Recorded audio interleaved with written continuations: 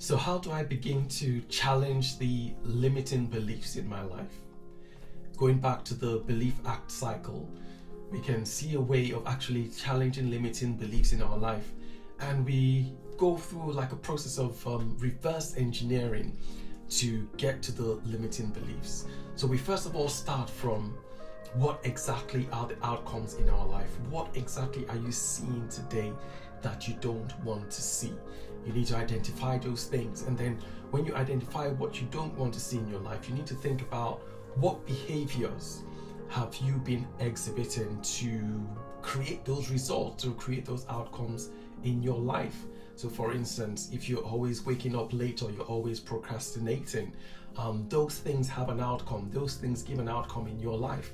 So you need to think about what outcome they've given. Why are you procrastinating? Why are you always late? Why do you wake up late? Why don't you put in your best? Those are some behaviors. Now, those behaviors are hinged on our expectations. How many of you have felt like, doesn't matter how well I perform, I'm just not going to be recognized for it? And if you take a moment to think back on that particular belief in you or that particular expectation in you, you're going to find out that maybe when you were growing up, one of your siblings was always preferred above you, or that was what you thought, but that has formed a belief in your life that it doesn't matter how much I try, somebody else is going to take the glory for what I do. So again, you trace back those expectations, to where they came from. You trace back those beliefs in your life. So they are underlying beliefs that actually influence the way we act and the eventual outcomes that we get. And then going back from our expectations, we uncover our beliefs. But here's the important point. When you have uncovered that belief, there's one more important step to take. And that is, where did you get that belief from? Now let me talk about Adam and Eve. When Adam and Eve were in the garden, God had given them everything. He had told them that they were in charge of the earth. They had all possessions of everything, apart from one tree which he said they should not eat from. And for some reason, as they lingered around the garden, or probably lingered around the tree they were not supposed to eat from, the serpent came to them and told them that, if they were indeed, like God, why is this tree being kept from them?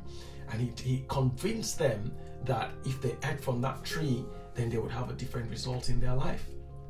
Unfortunately, they believed what the enemy had to say to them. They ate from that tree. So what they believed affected their behavior. They ate from that tree, boom, and their circumstances changed.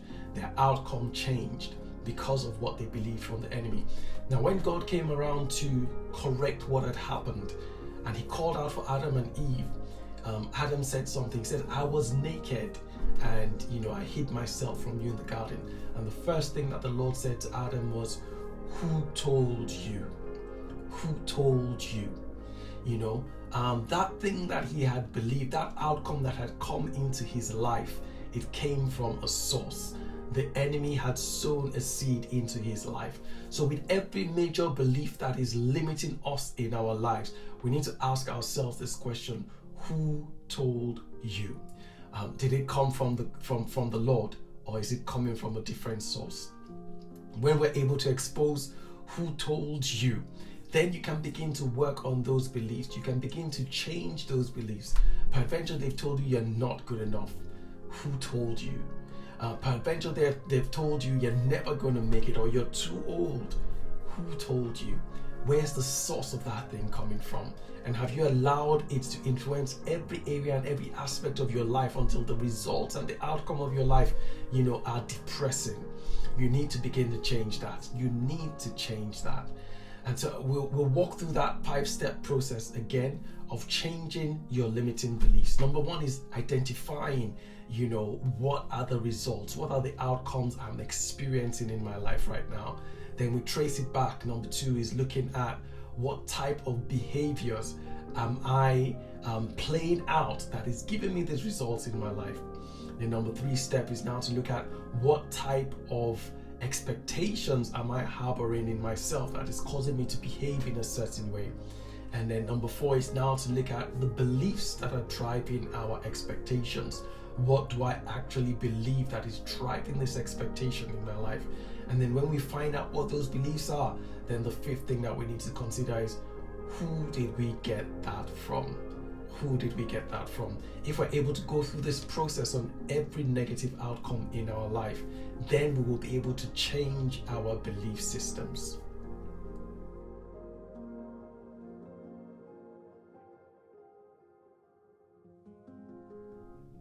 So let me share a personal story with you on how I struggled with certain outcomes and underlying beliefs that affected me. I noticed in my career, at work, I wasn't doing as well as I knew I could.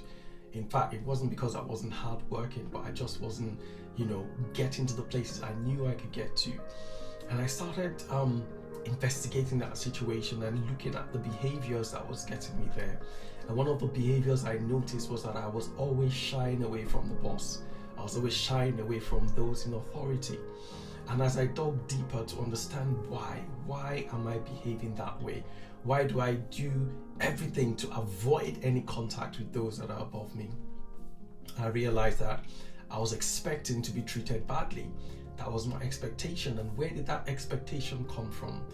Where it was rooted in a belief that people in authority are always going to find out the worst in you and were always looking to punish you for something. So I had to ask myself, where did I get that feeling from, or where did I get that belief from?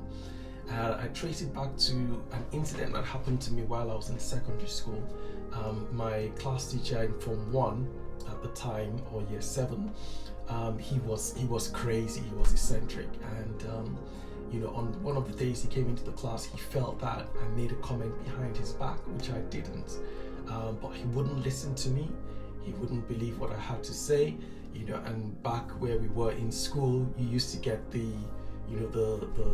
switch or the cane or the belt for punishment. And so he really beat me up that day, and I was so gutted at the way I was treated. And I just traced that incident to other things that have happened in my life, and I found out that I was always avoiding people in authority because I didn't want to be abused, I didn't want to be treated badly.